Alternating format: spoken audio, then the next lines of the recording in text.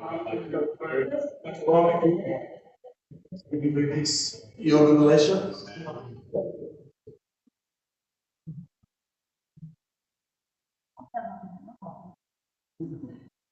leisure. So, welcome everyone. Our declaration of opening is made at 5:30 p.m. for tonight's meeting. For members of the public, should say member of the public, members looking online. This is a question and answer night, so councillors get to ask questions in preparation of next week's ordinary council meeting, where we make decisions on every item. So again, this is a question and answer night, so we'll go through everything as presented. So welcome councillors, staff and member of the public and anyone online. So that item number 2 on page 6 is opening procedures, and we've got item 2.1 acknowledgement in country. So I'd like to invite Councillor Appleton to present acknowledgement in country. The Shire of Northern would like to acknowledge the traditional owners on the land on which we meet, the Balladong and Whadjuk people of the Noongar Nation, and we pay our respects to elders past, present and emerging. Thank you, Councillor Appleton. So we go to item 2.2, and that's recording council meetings. Members of council are well aware, and members of the gallery are advised that this meeting is being live streamed and audio recorded, and it's made available on the Shire of Northern's YouTube channel. If members of the public would like access to this at any stage, they can do so via the Shire of Northern website, and it is straightforward to find. Item number 3 is attendance. In attendance, we have all the councillors as listed, and as usual, I'll go from left to right. So we've got Councillor Biglan, Councillor Gierak, Councillor Ryan, Councillor Williams, Councillor Mencheli, President Antonio, Councillor Appleton, Councillor Polton and Councillor Hughes are all here.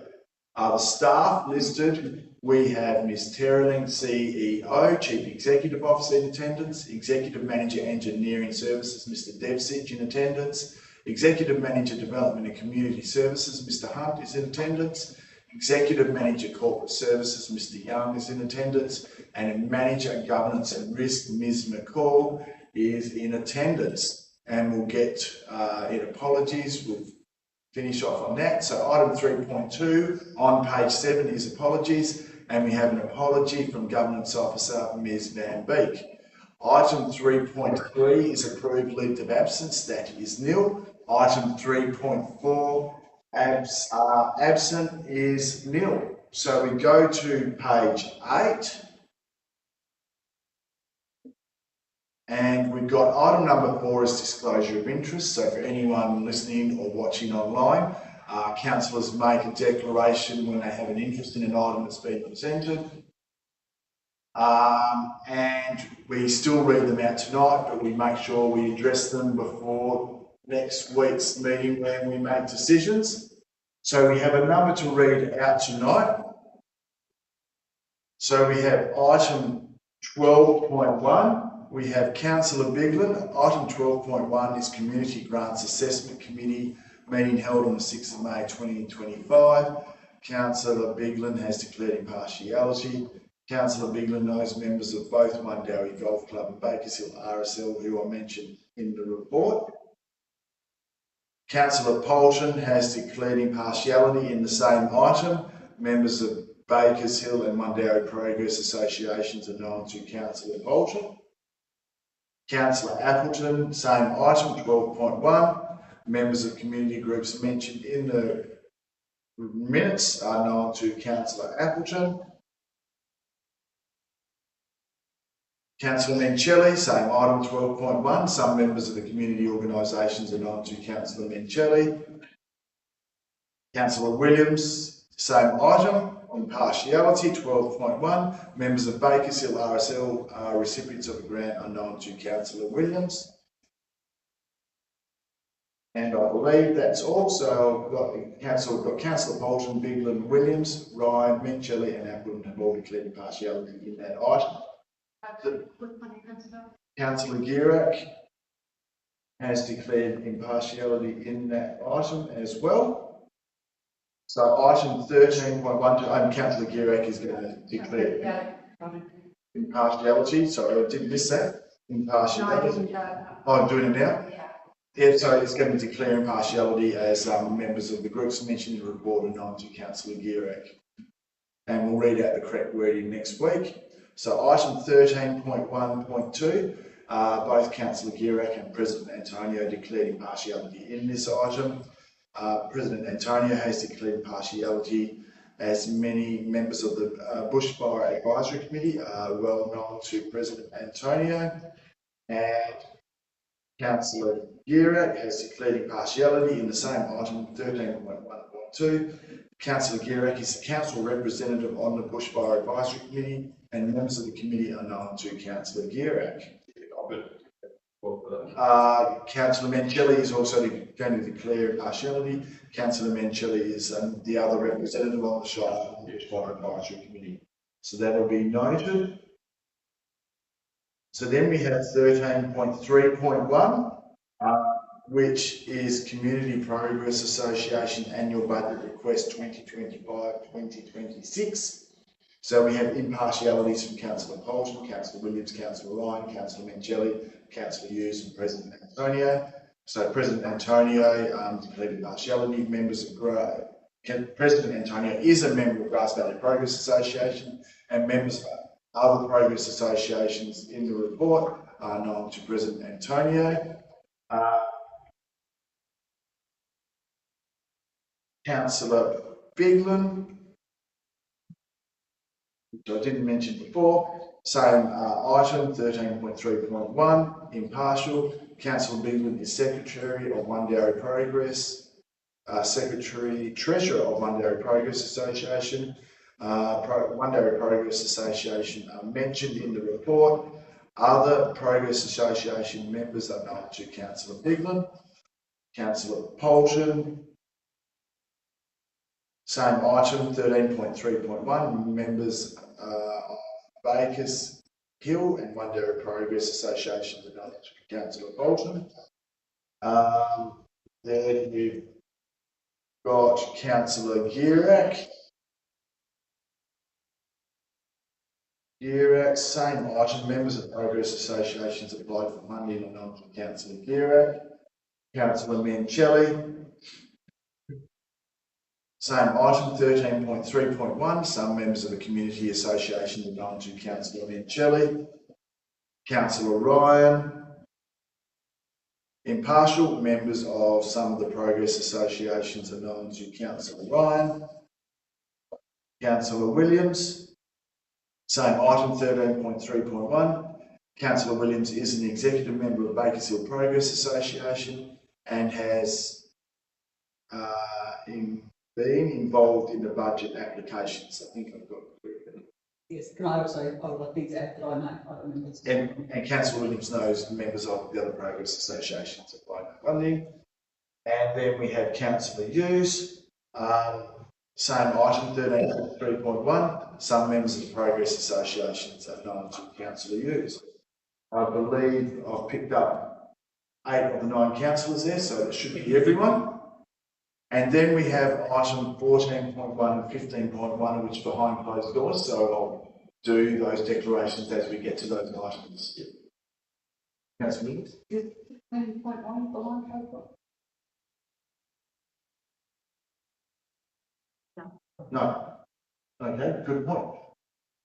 So for item 15.1, which is pedestrian access way, 16 Brown Road, 51 Olive Road, Wundarra. So President Antonio has declared impartiality. Owners of the properties mentioned in the report are known to President Antonio. Councillor Biglin has declared impartiality. Owners of the adjacent lots are known to Councillor Biglin.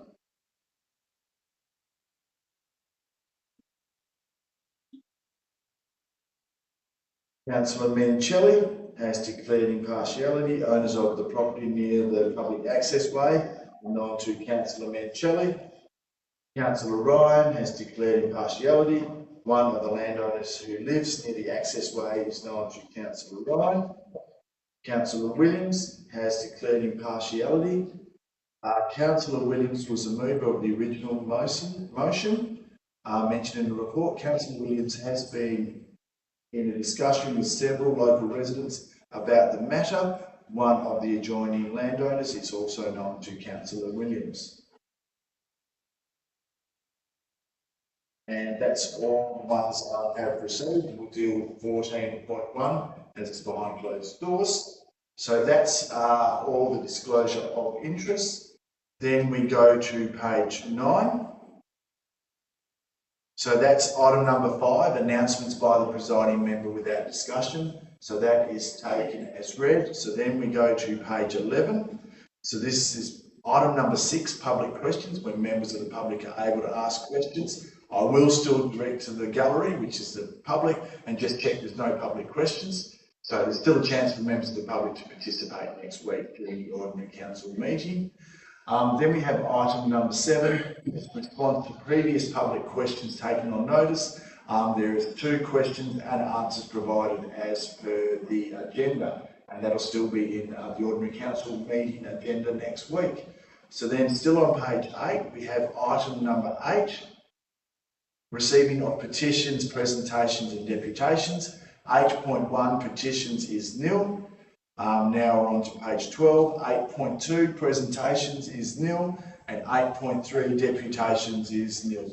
I'm taking it no members of the public wishing to make a deputation. So then we go to item number 9, applications for leave of absence, still on page 12. There are none, so that is nil.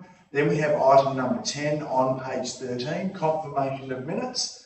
Item 10.1 is confirmation of minutes from the ordinary council meeting held 23rd of April 2025. Is there any questions or clarifications on this, councillors? No? Then we have item 10.2, which is confirmation of minutes from the special council meeting held the 30th of April 2025. Any questions or clarifications on this, councillors? No?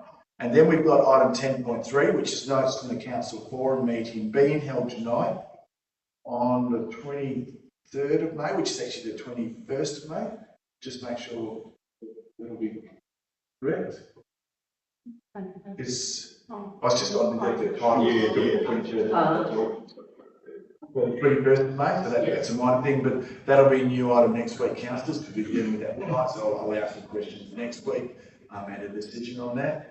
Then we've got item number 11, items brought forward for the convenience of those in the public gallery. There's nothing being brought forward. Item number 12 is reports of committee meetings. 12.1, Community Grants Assessment Committee, held 6th of May 2025. Just a reminder that councillors Gierak, Holton, Bigland, Williams, Ryan, Mencelli and Appleton have all declared impartiality in this item. Yes, and Councillor Hughes. Put in that.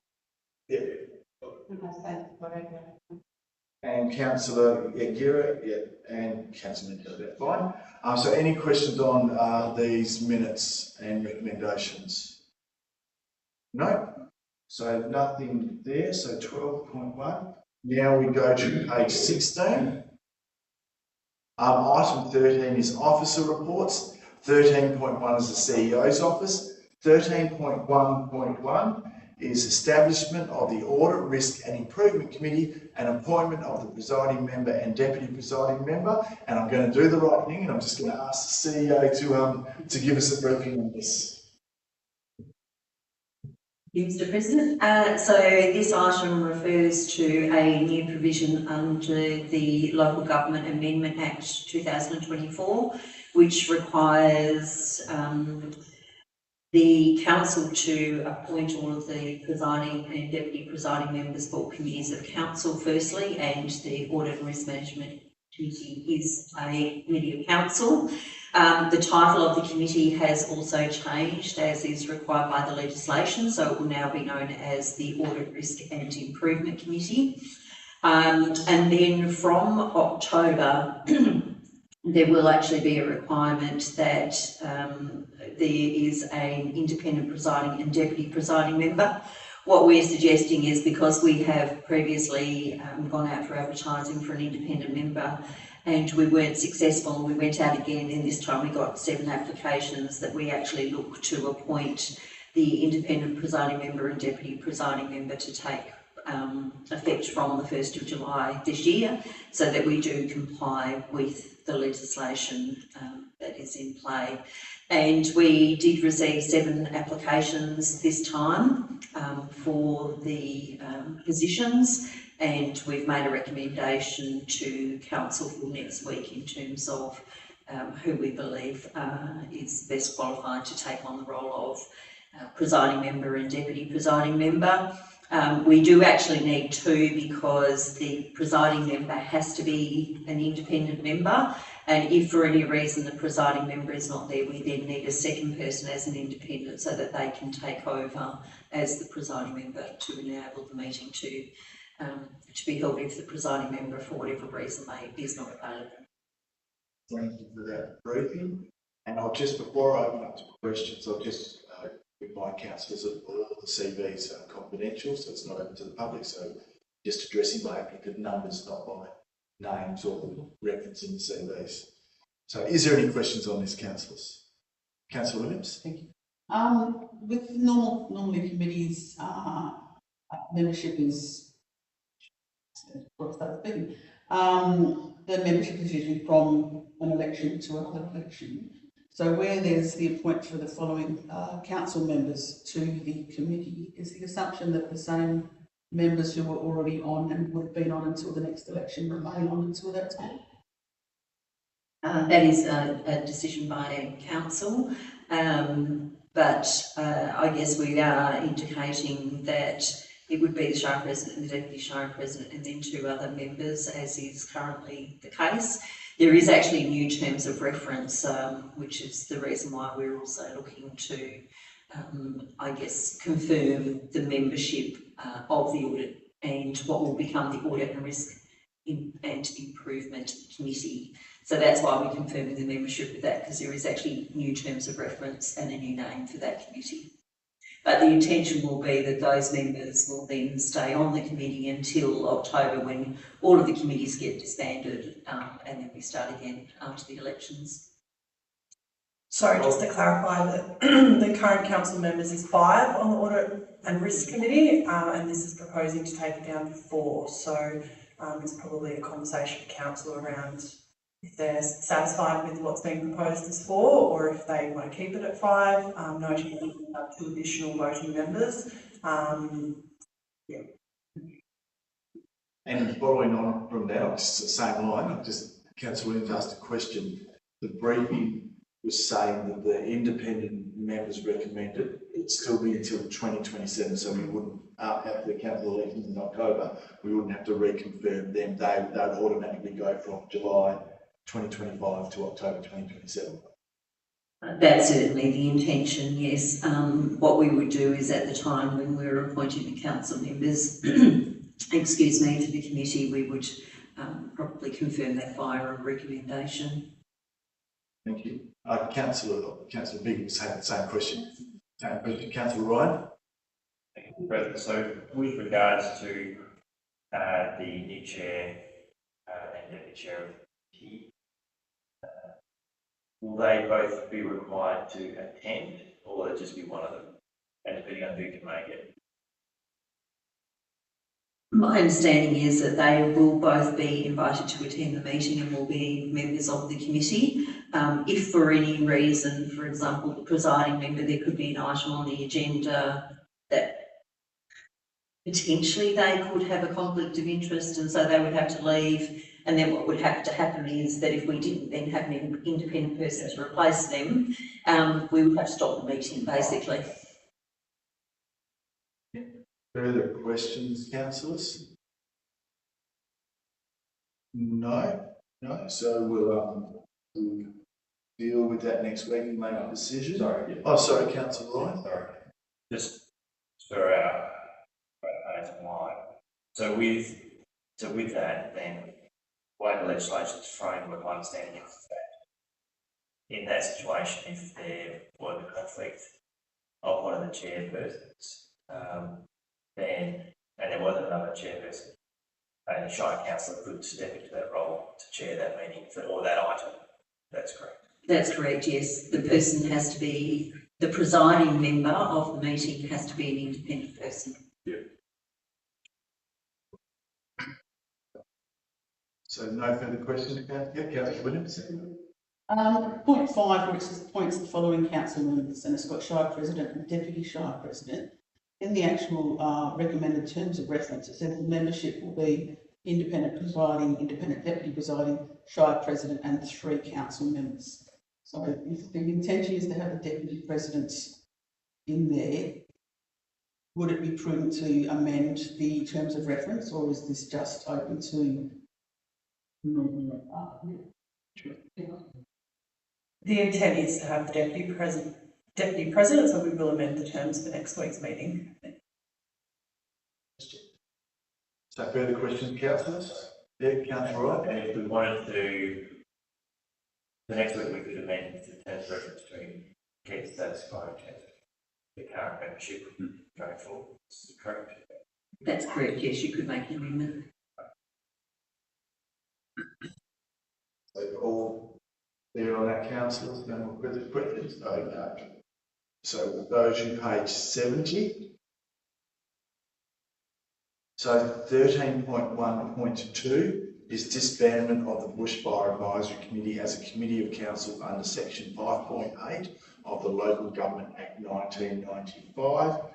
Just a reminder that councillors Gierak and Mancelli, President Antonio declared impartiality in this item.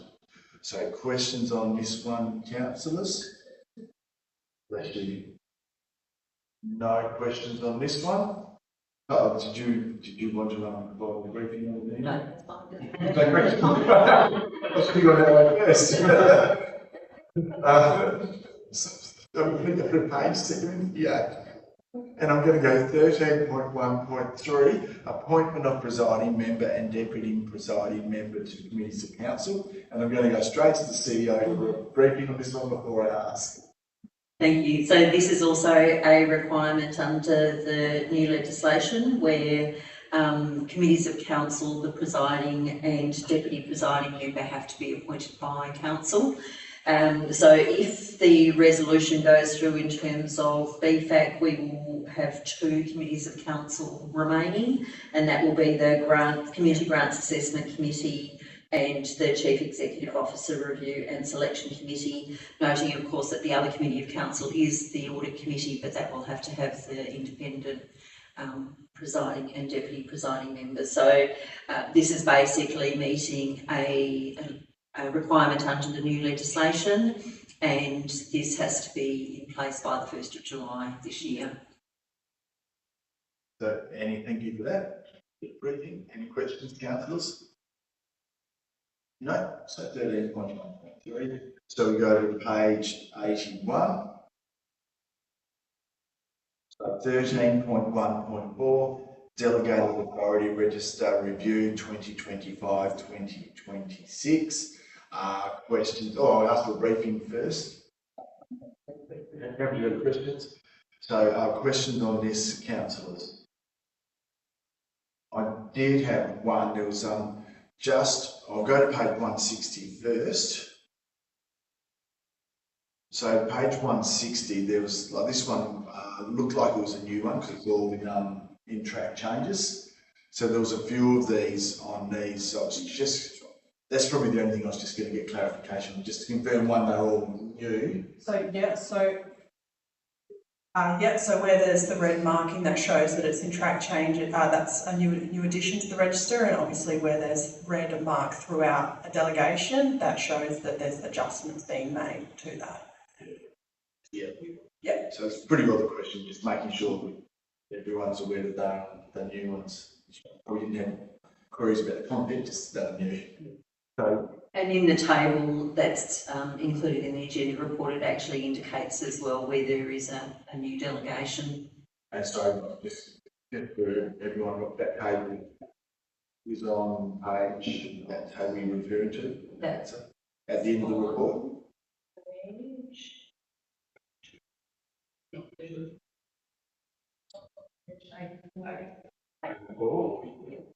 Well, the table's on page 84 and goes on to 85, and that table indicates if it's a new delegation. Clarification. So, councillors, all good with the briefing on that? No No further questions, that's it, right. Then we go to page 291. So 13.1.5, change of council meeting date June 2025. Have you asked the questions before you give a briefing? Any questions, councillors? No, no questions. So then we go to page 294, which is 13.2 engineering services. Just before I ask Mr. Debson to come up, so then we go to 13.3, development and community services. So 13.3.1 is Community Progress Association Annual Budget Request 2025-2026. I'll invite Mr. Hunter, just in case he wants to provide a briefing.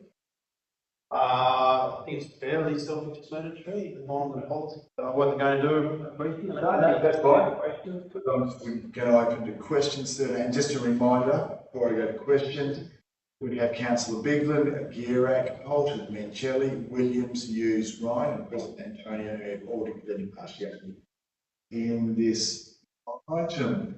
So questions, councillors. Councillor Bigland. In January, February last year, the Progress Associations had a meeting. It was accepted with the CEO and it was being discussed and put on the table and re-looking at Progress Association to see if the grants, i.e. going back, potentially were given a nominated amount of money and they spend it in budget as opposed to going through this process. Are we still considering doing that? Thank you. Yes, so I'll quickly answer that. Sorry, Kate. That's okay, Mr. Hunt's been on leave, so I've had some involvement with this. So yes, we are actually reviewing both the grants and the annual allocations and donations policies, and we're proposing that they be presented to a council workshop next week, I believe, and that will consider the way in which the allocations are done. So yes, that will be coming forward for council member consideration. Thank you. Providing we've had a workshop, what is the intent of timeframe of putting that into place? Probably depending on whether there's many changes to be made. The idea would be we would either put it to the June or July council meeting for consideration. Subsequent question. Obviously, we don't know what's in that document, but considering we are also doing budgets at the moment, how is that going to be reflected within the So the intention would be for 25-26, it will be based on the allocations that we have in the report, and then any changes that come in will be for the following year. Thank you. Further questions? Holton? With regards to the clarifying budget, they want to digitise underneath there around the town hall and also plant some trees. With the fully focused shop or beetle, do we have anything in place to make sure that we're not promoting plants that will this beetle migrate? So from memory, the ash ponds are impacted by it. And that's what something they propose. Moving forward as an idea to plant. I'd say it'd be our intent to get plants which are native. The native plants that are more resistant to polyphagous stockhold borer introduced, European. So without speaking on behalf of the staff, I'd say that'd be our intention. So in the request, yeah. So I'm sure we would negotiate with any association or any group looking to plant and use the right way to encourage. If we're funding it, we would probably have native plants. That's right. Where We would be. Councillor Mencelli. I can see your hand. I've got a question in relation to point 8, that recommendation for the funding. It says 2,200 to the Wellington Progress and Sporting Association for hall general safety upgrades. Wouldn't that ordinarily come out of its budget of some form rather than community grants? If it's a safety issue, wouldn't it come out of a maintenance fund? So that was for the Wellington? Yeah, that's right. Yeah, item number 8 in that first recommendation. Yep, let me bring it up, sorry, apologies.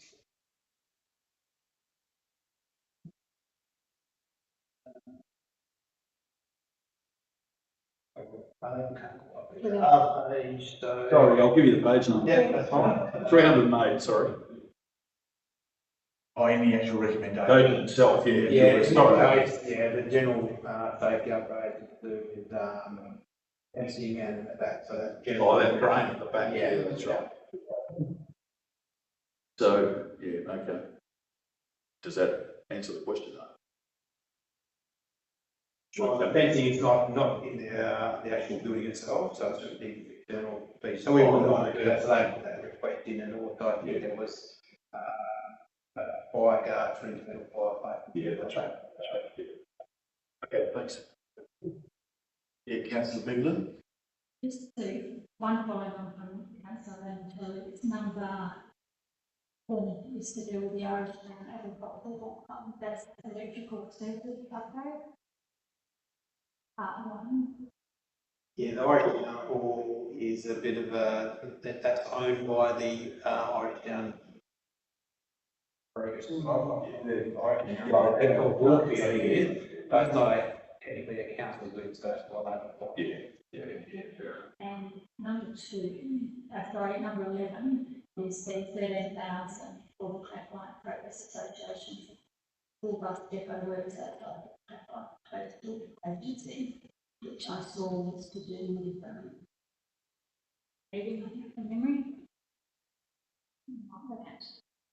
Is the Shire going to be partaking in that, or is that them just do it themselves? I would have taken on a notice as to whether that was something that they had approached us to. I'm not quite sure. Find out at the meeting next week. CEO might add to that. Yeah, I think the officer's comment actually does say that the association needs to work with Shire's manager of operations to refine the project design and that type of thing. So I think as part of that, there'll be that discussion around who's actually going to do the works and ensuring that whoever they're getting to do the works, because it's replacing drainage pipes and redoing bitumen and that type of thing, that they're actually appropriately qualified, shall we say, to do that work. Because the bus depot is where that really nice bus shelter is. But there's also a Telstra box there. So I'm not sure how, from having the bus and having to park it there, that's nowhere kind of, you've got all the people parking, general public trying to. Probably the question is how The it's going to question be is managed. how can it be managed to, I mean, people, the Clackline Progress Association, are they familiar with how all the general buses that are using it are operating there with the general public, how they're also parking in the same place as the bus? So I guess my question is that we really need to make sure that everybody understands how people come and go from that area. To answer your question, are they aware of it? If they weren't, they will be after your question. Thank you. We'll make sure the manager of operations has that discussion with the group as well. And just following on from the other councillors, like, so generally when we're supporting or not recommending to support, the ones that can be covered under general maintenance, like under our maintenance budget, will normally form part of this. So I take it, I'm trying to confirm that. Yeah, that's. So further questions on this, councillors? No?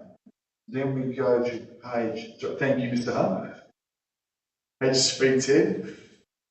310. So 13.4 corporate services, 13.4.1 accounts and statements of accounts, April 2025. I didn't even need to invite Mr. Young up here because he's already here. So we've got the first item, we've got here 13.4.1 accounts and statements of accounts. So any questions on this item to start off with councillors? I haven't seen anything come in, so nothing there. I won't ask for explanations of these, Mr. Young, because they're pretty. I'm prepared for, to be taken on that. It's just in relation to page 316. The Northern Beam extract maintenance for $561. What is that in relation to, considering we've just spent a substantial amount of money? Or is that coming out of that money? Haircut's on notice, but there is a budget for maintenance of the site, so it's possibly from another bucket of money in for some maintenance. So That's it. We'll confirm, but I think that one was for lighting. Yeah. Yeah, we'll take pretty good take. Yeah, so no further questions, councillors, on that item? So then we go to page 350. So item 13.4.2, financial statements for the period ending 30th of April 2025. Again, it's pretty self-explanatory, Mr. Young. I won't ask for a briefing on it before. So see if there's any questions, councillors. No questions. So then we go to the one, page 373. 13.4.3, that's what's getting myself confused. Same. Corporate services policies. Mr. Young, I might just ask for a very quick briefing on this, just about these policies, please. yes, so on the 6th of May, we put up through the corporate services policies. We looked at all finance policies, and out of the finance policies, most of them only had grammar and minor formatting changes, with the exception of the procurement policy, and it had predominantly the new addition to that with some exemptions, things that aren't really suitable to do purchase orders for. They are advance prior payments, annual renewals, software maintenance, subscription advertising services, temporary personnel, utility. We've never done for utility anyhow. Licenses, bank fees, and insurance payments to LBIS. The majority of these payments we were doing by debtor requisition requests, but every now and then the auditors pick us up for them, and since you don't have a purchase order in place, they note them in our annual report. In most cases, it's not practical to do a purchase order for them, which is why we've excluded them. And we also, on the vehicle and plant management policy, we added a little bit in there by a work health and safety section, predominantly about smoking within the vehicle and being in a fit condition to drive the vehicle. We did do one new policy, and that was the CCTV monitoring and equipment surveillance devices management policy. The reason of the policy was to set clear perimeters within the Shire for the use of the Shire's CCTV network within council property, public domain and council buildings. And we believe that the policy is designed, the objective is to enhance the safety of staff and visitors to the Shire and residents, deters crime just by its presence, protecting Shire assets and collecting evidence from multiple prosecutions or for any incidents that may happen in the Shire. So that's probably the brief outline. If anyone has any questions, I'm happy to take them. Thanks, Mr. Young. I know that wasn't a hand. Question, Councillor Bolton. On aspect disposal. Says the land's the responsibility of the chief executive officer. Are there any cases where land disposal, where shire land disposal would not come to the council for discussion? It would where it can't be considered under delegated authority, so the register sets the parameters for disposals. Where it can't be achieved under there, then it'll come to council. Further questions on any of these policies? Yeah, councillor Ryan? Just in regards to the CCTV or proposing television monitoring equipment and device management policy. In terms of the use of and storage of and then access of the footage itself, so it's our cameras, it's our server that the images are being stored on, but our server is being stored at the Northern Police Station. That's right. Yes. Correct. Yes, it is. And if the WA Police want to access that data, that image, what's the process? Because the policy is not exactly clear as to what the process WA Police needs to follow to obtain that.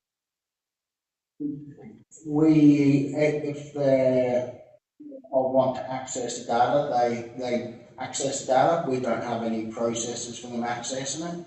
If a member from the public wishes data and they approach the shire, we will send it to Walpole. We won't give access to anyone else to any of the data. We won't distribute it. And the police are the custodian of it to use for their evidence base. But yeah, basically the monitors are set up in the police station and they can monitor them 24 hours a day. In Norton, Lorndowry, they've got monitors that they can monitor 24 hours a day, but I don't believe they're all have an officer in charge there, so that's not done. But if the police are looking to access the data and there is no procedures in place and they don't have to receive approval from the shire if we want to do so. All right, so is it a case then that we've just supplied the WA Police with surveillance equipment for within our community and then they just use it whenever they like? Or is it the case that it is ours, it's our cameras, it's our equipment, it's our data, but they're having access to it? And I'm just thinking in terms of what oversight, I mean, at the end of the day, it's we're responsible for the town, appreciate they're responsible for the law and order, and it's a partnership, but to what extent do we have any oversight or any control in regards to our data on our server and police station? Short answer is it is our equipment, so it's our server, the whole network belongs to us, so it's our asset. We don't have a current memo of understanding with the police that sets out the standards for usage on it. No, that's correct. We have looked at doing it a couple of years ago, but it never got off the ground. We find out a reason why it off the ground. If we could look into that, take that on notice. I'll take that on notice and let you know. Yeah, further questions, councillors? Yeah, councillor Bolton?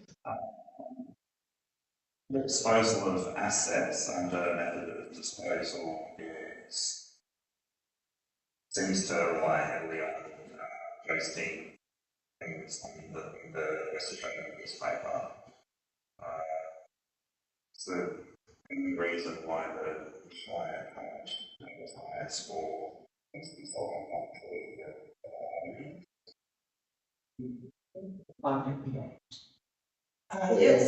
Sorry, you go Paul. It is a requirement under the Act that you either have to put assets on, if a new asset is going to cost more than 75,000 in the same condition, it would have to be either public tender, you can also put it through the Walgo preferred supply tender, or you can put it to auction. The majority of our plants at the moment goes to auction, that includes light vehicles and heavy equipment because the prices are there at auction at the moment. Yeah, the trade. Yes, so to answer your question, if there is other avenues, and that's pretty well an option for a lot of stuff. And Yeah, so we have recently obviously advertised some properties for lease by tender, so we do post the information on several mediums such as Facebook, the website, papers, the email distribution list for our subscribers, as an example. Anything other, yeah, councillor Mendelli? I think I've asked this question before. Do we put it through Pickles or Gregson's or one of those other auctioneers? I believe Pickles is not used. Pickles, yeah, I think you clarified that last time. Thank you. Yeah, councillor Wright? Going to, in regards to the CCTV policy, surveillance policy. So with regards to a member of the public, said that a member of the public wants particular footage for whatever reason, they've got to go to the WA Police. It was established that it is our data, it's our equipment. For the WA Police, they're going to be managing community access to it, but it's ours. What if the WA Police say, no, sorry, you can't have that? Where does that fit with us then? I think that I would say we probably have trust in the police to use their public data and to have laws and procedures in place to distribute it to members of the public or to viewer. They would have more expertise in it than what we would have. When it would come to council buildings, we have data from council buildings and that it's requested by a member of the public. We would also give that data to the police and the police would have it other role than us to reduce the risk, and they're the experts in that. Further question? So would members of would our ratepayers then, if they required footage for whatever reason, they would then have to go through the WA Police? I mean, I don't know if you know the answer to this. Do they have to go then through the WA Police for information? But it's our data. I'm just concerned that the policy is not clear enough in terms of who owns it, how it's managed, and how members of our community can access it when it all is owned by the Shire, but then where it's not clear in terms of the policy, there's no member of an understanding in regards to the WA Police, there's no oversight in regards to it. I'm very, very concerned. So we'll take it as a question. Yeah, so the question is that in terms of like the oversight, what oversight can we put in place to have some sort of accountability in terms of when and how they access it? It's generally the way it's done in local government, which doesn't really answer your question. I will look into the memo of understanding, see where that was. I do know there's some copies of memos of understanding of cities in Perth that we have copies of. I'll have a look at them and maybe that'll put some clarity on it. We could also include, as part of a memorandum of understanding with the police, I think given it's our data, we could ask the police to let us know when they have requests from the public, if they come to them directly, and then what the outcome of that request was. Have the police actually agreed to give them access or have they not? And if they haven't, what are the reasons why they haven't? So we could include something like that in an MOU as well. In terms of, have we ever required the WA Police to actually provide statistics as to when they've accessed it and how many times a day they're accessing it or using it, how many times have they used it to actually solve a crime, those sorts of statistics? Do we have anything like that historically? Or no, we have never received anything like that. I don't know, we could probably request in the future, but it's certainly been something that's been forthcoming that I'm aware of since I've been at the Shire. So can we just clarify Councillor Ryan's question about that? That's why I say we can clarify that by next week. I think that's another one that we could include in the MOU. I think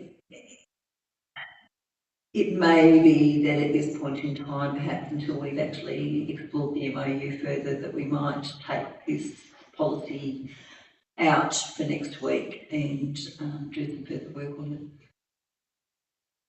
it. So further questions, councillors? No? So then we're going to go to page 417. So can we please have a move of matters from closed doors? Councillor Appleton moving. I saw Councillor Mantelli saying second, so Councillor Appleton please.